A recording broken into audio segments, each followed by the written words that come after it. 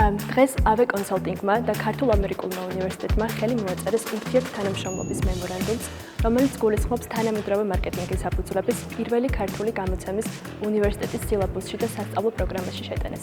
თანამედროვე მარკეტინგის საფუძვლების პირველი ქართული გამოცემა არის ისტორიული მნიშვნელობის პროექტი, რომელიც მარკეტინგს აანალიზებს არა ზოგადი მიდგომების მიხედვით, არამედ კონკრეტული ლოკალური ქვეყნისათვის საჭირო მიდგომების გათვალისწინებით.